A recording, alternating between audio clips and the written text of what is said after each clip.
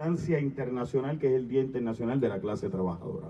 La marcha la convocamos para la 1 de la tarde y saldrá de la Plaza Colón en el Viejo San Juan y llegará a la Fortaleza. Y los temas centrales de la actividad serán la salud, la educación pública y universitaria accesible a la clase trabajadora.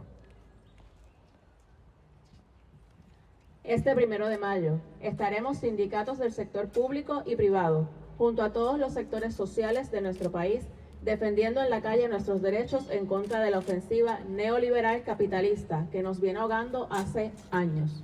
Sabemos que el gobierno no es ni nunca será portavoz de los reclamos, preocupaciones y reivindicaciones de los sectores desposeídos, pobres, trabajadores y oprimidos en nuestra sociedad. Solo el pueblo representa al pueblo. Por eso es que este domingo pedimos a todo Puerto Rico que se dé cita a la 1 de la tarde en el Viejo San Juan. Ese día gritaremos y denunciaremos nuestra oposición a la explotación económica, política y social que sufrimos todas las personas en Puerto Rico, sobre todo la clase trabajadora.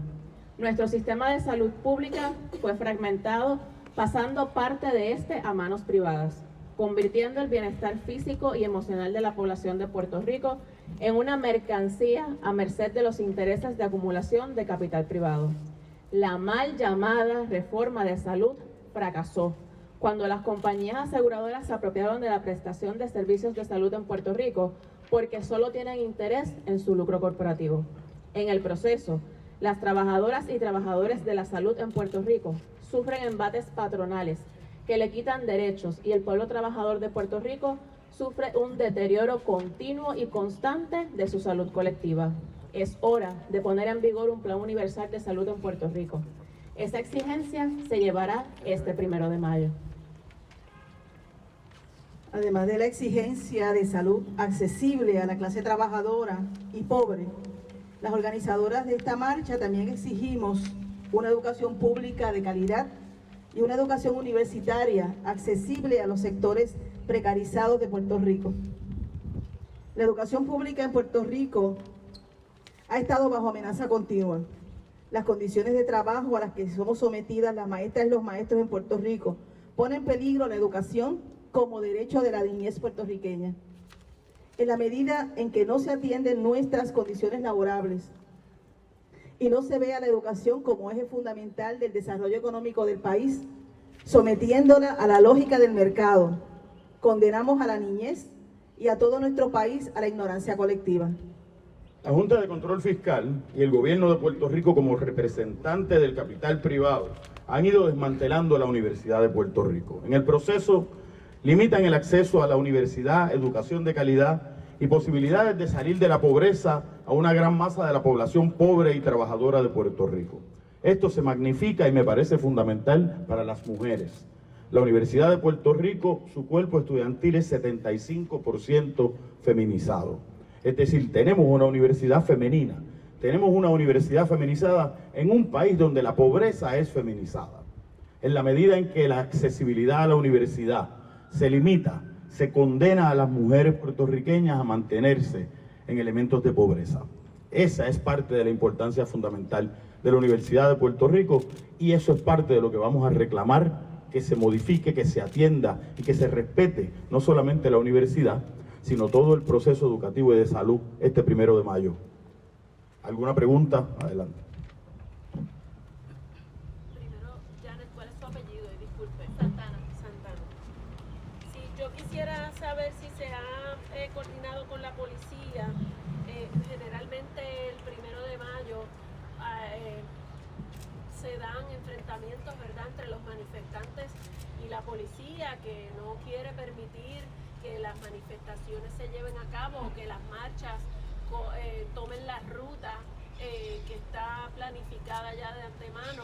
¿Qué nos pueden decir sobre ese particular? No se ha coordinado con la policía. Entendemos que el derecho a la libertad de expresión y la marcha es un elemento fundamental de ese derecho a la libertad de expresión. No requiere una coordinación previa. Nunca en la historia los sectores que marchamos hemos sido los que comienzan, hemos sido la génesis de procesos de enfrentamiento. De hecho, siempre buscamos que no ocurran procesos de enfrentamiento. La policía debe hacer su trabajo de permitirnos manifestarnos de la manera que nosotras entendamos que es prudente, dentro de los parámetros que están establecidos en nuestra marcha. ¿Cómo van a buscar que no ocurran enfrentamientos? ¿De qué manera? De la misma manera que lo hemos hecho siempre, que protestamos de las mejores maneras posibles. Si la policía no interviene de manera indebida, no tendremos enfrentamientos. ¿Van a haber otras marchas, además de la 1 de la tarde, o cada organización o movimiento va a hacer su planteamiento, ¿verdad?, su reclamo al gobierno de manera separada? Bueno, en la marcha que vamos a estar todos nosotros, hasta el momento nosotros no conocemos de ninguna otra marcha. Si hay una actividad que obviamente está el cierre, claridad y todo lo demás, pero todos los sectores que estamos aquí representando esta marcha, tenemos allí un turno en el micrófono y vamos a llevar nuestros reclamos allí, sí. Okay. Antes de la 1 de la tarde no va a ocurrir nada. No. Que sepamos. Que sepamos, no. Sí, pero quería ampliar. Nosotros desde ya estamos haciendo los reclamos. Todas nuestras organizaciones han levantado los temas de interés particular de cada una de las organizaciones, porque si te fijas, en este año lo que hemos decidido es trabajar el tema de la educación y la salud, pero eso no quita que tenemos de frente el tema de la privatización, el tema del aumento de los peajes, el tema del UMA, por decirte 3, que podríamos seguir ampliándolo, ¿no? Así que cada una de las organizaciones a nivel de su organización en particular ha estado trabajando eso y vamos a estar en las redes haciendo exposiciones de cada uno de nuestros reclamos. Nuestro país está en una crisis de tal magnitud que los temas son casi infinitos. Las situaciones problemáticas que tenemos en el país no terminan, y llevamos años en este proceso. Hemos decidido tomar como punta de lanza estos 3 asuntos: educación pública universitaria, educación pública preuniversitaria y el sistema de salud en Puerto Rico como elementos centrales, pero los demás asuntos se tienen que seguir trabajando y los vamos trabajando desde los distintos sectores. En comparación al pasado 1 de mayo, ¿cabe la posibilidad de que haya más manifestantes? ¿Cómo se están, ¿verdad?, trabajando para que haya...? Aspiramos a que haya miles de participantes, de eso es que se trata, ¿no? Independientemente de que estamos hablando de que este año en particular no estamos parando el trabajo, porque no es la semana laboral, sino que el fin de semana es domingo, ¿no? Pero la idea es precisamente de que los trabajadores y las trabajadoras en Puerto Rico sigamos tomando conciencia de la importancia que tiene este día en particular.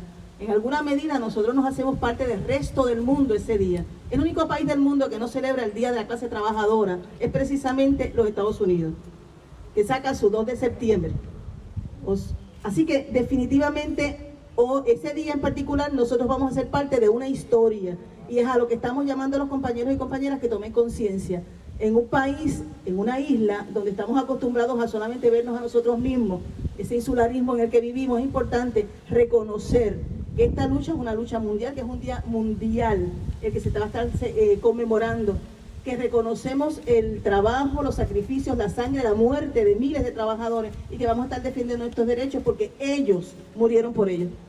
Okay, yo tengo unas preguntas específicas de cada uno de los 2 temas que son punta de lanza. En el área de la educación, por ejemplo, el país ha conocido, ¿verdad?, durante todo el año y los años anteriores, porque esto no cambia, de verdad, yo llevo 30 años aquí y esto no cambia. Son los mismos reclamos siempre, pero para el récord, yo quisiera que me dijera de manera puntual cuáles son los reclamos que van a estar llevándose, manifestándose, ¿verdad?, ese domingo 1 de mayo. En términos de la educación y luego entonces en términos de la salud, que me amplíen también, pero quiero que cada uno tenga un turno hablable, por favor. Bueno, en el caso de la educación, nosotros hemos sido claros en nuestro trabajo desde hace muchísimos años, particularmente en este último semestre. El retiro digno definitivamente para nosotros es fundamental.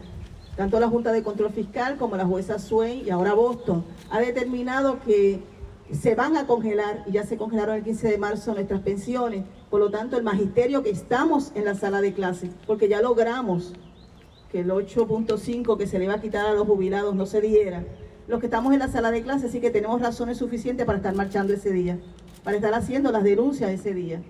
La situación de la precariedad de nuestras escuelas, independientemente de los miles de millones de dólares que nunca llegan a las escuelas, el tema de la privatización, el tema de las charters, de una manera particular, porque no lo debemos olvidar, el tema de las escuelas del sur. La zona cero sigue en las mismas condiciones en que estaba justamente después de los temblores. Realmente sigue peor, pues a medida en que pasan los días y han pasado los años, la situación se ha puesto peor. Así que hay razones suficientes para nosotros estar en esa lucha. Y en el caso particular de este año en que estamos corriendo y en el agosto que nos viene por delante para iniciar el nuevo año escolar, 2,000 y pico de maestros renunciaron precisamente porque no estaban en disposición de perder esas pensiones a las que habían estado acumulando por tantos años. Miles de maestros se retiran, por lo tanto el Departamento de Educación va a tener un déficit de maestros y maestras, precisamente para el año que inicia. Y las universidades no tienen la cantidad de estudiantes que necesitamos para llenar esas vacantes. Así que a manera de... duele, pero a manera jocosa hay que decirles cómo el departamento está resolviendo esa situación, porque es importante que le puedan dar seguimiento. Pasa cualquier persona por frente a la escuela, falta un maestro de español, allí se le pregunta qué pasa, ¿sabes leer y escribir? Sí, pues tú sirves para maestro de español. Nuestras escuelas se están llenando de gente que no tiene la preparación. Y estando justamente en la Universidad de Puerto Rico, hay que reconocer que pedagogía se estudia. Los maestros somos maestros porque pasamos por estos espacios universitarios y nos especializamos. El que tú sepas leer y escribir, qué bueno, tuviste un maestro que te enseñó. Pero eso no implica que tú eres maestro. Y así es como el departamento va a tratar de llenar esas vacantes. Por lo tanto, ustedes también tienen una asignación de cara al año que viene. Hay que darle seguimiento a lo que va a pasar con el proceso de reclutamiento en el Departamento de Educación. Y podríamos estar el resto del día diciéndolo porque, como dice la periodista, todos los años es lo mismo. El abandono de las escuelas, la precariedad de la escuela, la falta de materiales, la falta de compromiso del Estado con nosotros. Y efectivamente seguimos por eso en la lucha. Si hay el sistema económico en que vivimos tiene la tendencia a convertir todo en una mercancía en función del lucro. Si hay un asunto que es vergonzoso que se convierte en mercancía, es la salud. En la medida en que se privatiza el sistema de salud y compañías aseguradoras que dependen del mal servicio de salud para poder enriquecerse, sean quienes están corriendo nuestro sistema de salud, es vergonzoso. Es tremendamente triste y debe ser inaceptable para todas las puertorriqueñas y para todas las personas que viven aquí y para cualquier persona alrededor del mundo. La inmensa mayoría de los países del mundo, y no hablamos de países comunistas, no hablamos de los países socialistas, la inmensa mayoría de los países del mundo tienen accesibilidad universal a su sistema de salud. Eso es el reclamo que tenemos, que haya accesibilidad. En Puerto Rico, enfermarse es un lujo. En Puerto Rico, padecer una enfermedad es más costoso que ir de vacaciones a quedarse en un hotel. Es vergonzoso que eso pase en Puerto Rico. De eso es que se trata, que se le quite de las manos el sistema de salud a aquellas personas, aquellas compañías, aquellas corporaciones que buscan el lucro alrededor de la mala salud del pueblo y se busquen alternativas como lo es planes de salud universal que tan reconocido es alrededor del mundo.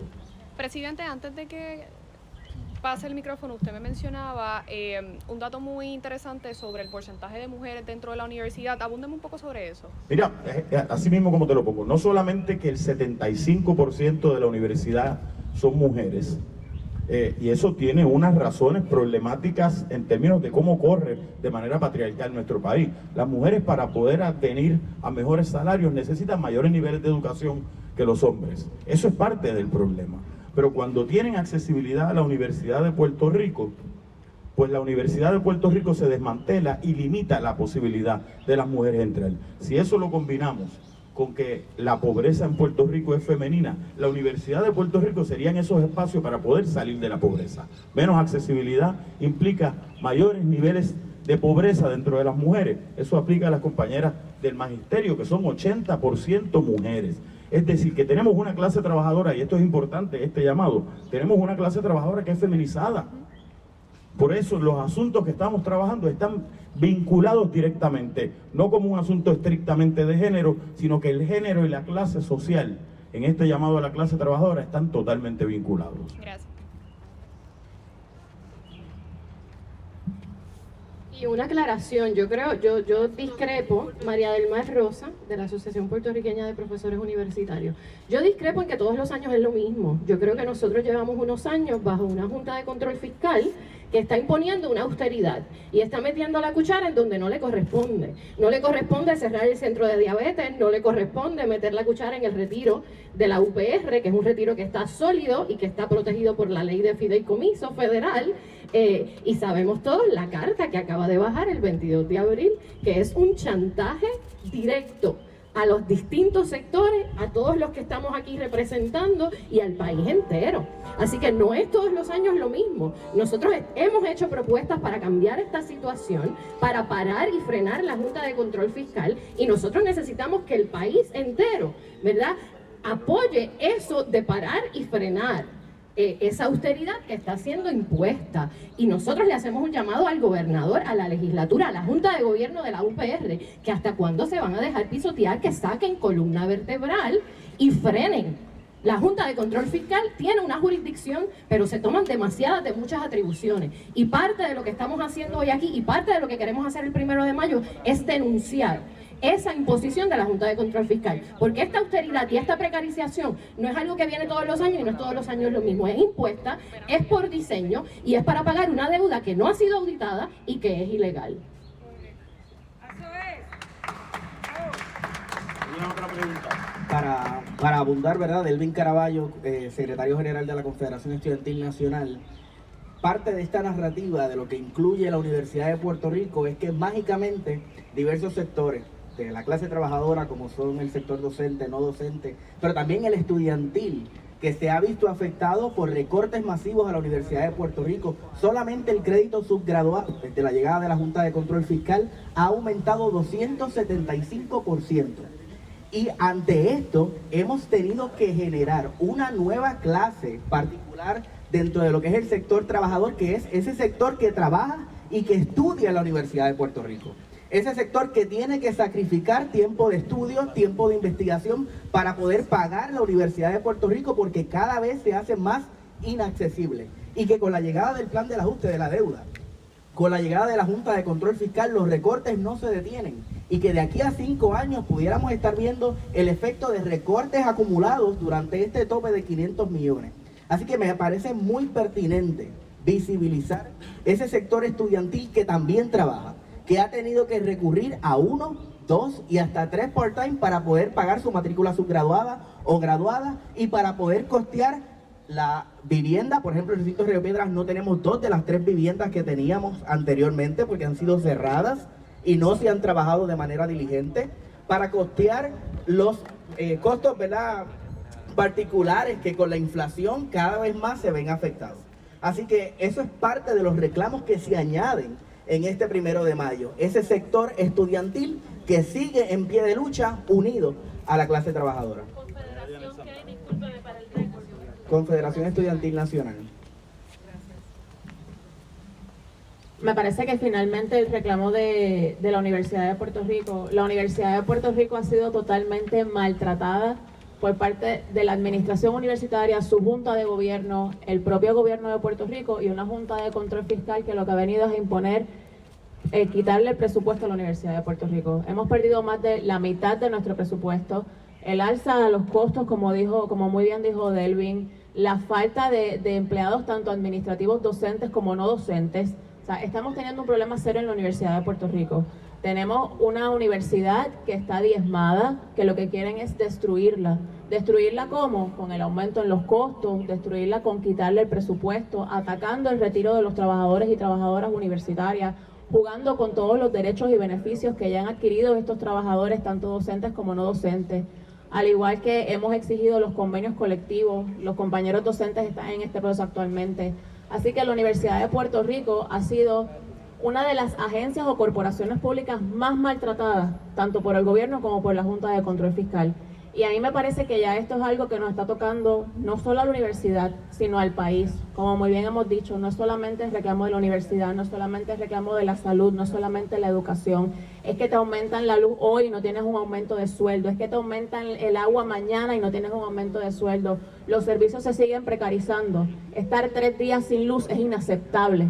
Cuando tenemos un contrato que sabemos que debe ser cancelado, cuando tenemos que pagar una deuda que no la cogimos ninguno de nosotros. Así que yo creo que las razones para tirarse a la calle el domingo sobran. Definitivamente tenemos más que razones para nosotros saber que nos han tocado el bolsillo, y me parece que lo que tratan es de jugar con nosotros como país y que busquemos la manera de salir del país y dejarle el país a los grandes intereses, a los ricos. Y Puerto Rico se debe parar de frente y decir, basta ya, Puerto Rico es nuestro. ¿Alguna otra pregunta adicional?